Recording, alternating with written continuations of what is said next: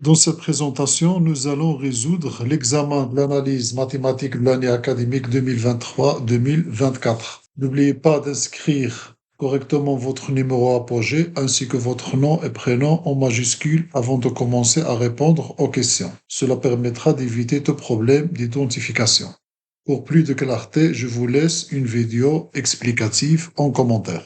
La question numéro 1, on a deux matrices A et B, calculez B fois A. Pour calculer B fois A, on multiplie la première ligne de B multipliée par la première colonne de A. Après, on multiplie la première ligne de B par la première colonne pour la deuxième colonne de A. Après la deuxième ligne de B par la première colonne de A. La deuxième ligne de B par la première colonne de A. Donc, on obtient 6, 3, moins 12, 6. Donc, la matrice B fois A est égale à 6, 3, moins 12, moins 6. Question numéro 2. Soit A et B deux matrices carrées. Si A est inverse de B, AB est égal. Donc, si A inverse de B, donc AB est égal à I et BA est égal à I. Donc, AB est égal à I. Question numéro 3. Limite de x tend vers plus l'infini, racine de x plus 4, moins racine x moins 4. Pour résoudre cette limite, nous utilisons la méthode de rationalisation en multipliant et divisant par le conjugué. Donc, cela donne 8 divisé par racine de x plus 4 plus x moins 4. Quand x tend vers plus l'infini, le dénominateur devient 2x. Donc, limite quand x tend vers plus l'infini, 8 divisé par racine de x plus 4 plus racine de x moins 4 est égal à 0. Question 4, soit la matrice A, calculée A transposée.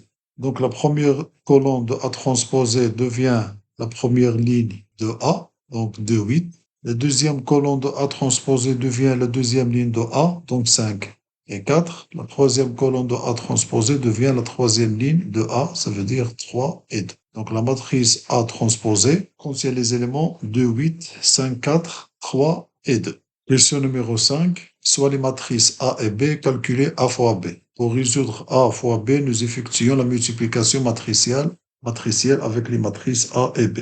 Ça veut dire A, la première ligne de A multiplié par la première colonne de B, la première ligne de A par la deuxième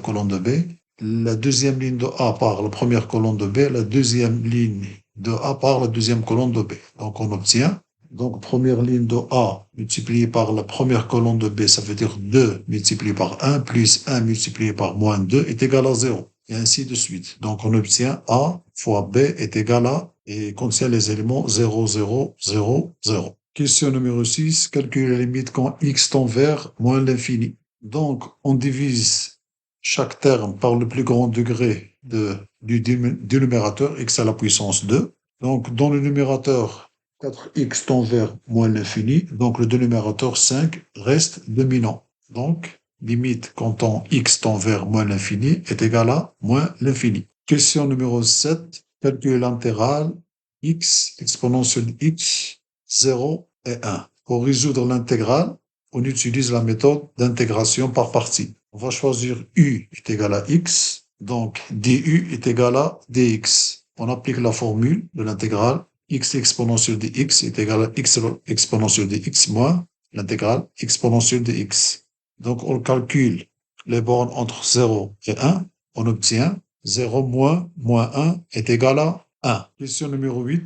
Calculer la limite quand x tend vers plus l'infini, racine x au carré moins 1 moins x. Donc on va multiplier et diviser par le conjugué. Donc cela nous donne le dénominateur racine x au carré moins 1 plus x est égal à 2x. Donc moins sur 2x quand x tend vers plus l'infini est égal à 0. Question numéro 9, soit la matrice B avec les éléments 2, 5, 4, 8, 4, 3. La transposée de la calculer B transposée de la transposée. Donc la première transposée, on change les lignes par les colonnes et les colonnes par les lignes.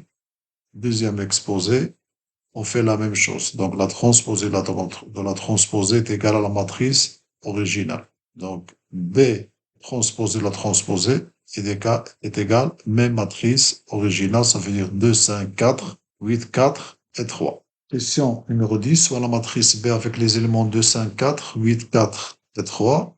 Calculer 2 fois B. Donc, on multiplie 2 par la première ligne et 2 par la deuxième ligne. Donc, 2 fois 2 est égal à 4, 2 fois 10 est égal à 10, 2 fois 5 est égal à 10, 2 fois 4 est égal à 8.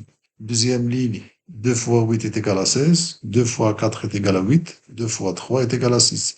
Donc, 2b contient les éléments 4, 10, 8, 16, 8 et 6. Enfin, concentrez-vous bien sur votre feuille et les calculs pour éviter les erreurs. Tous les éléments nécessaires à la validation et à une bonne note sont à votre disposition. Je vous souhaite une très bonne chance. J'espère que vous avez bien compris le cours. Merci.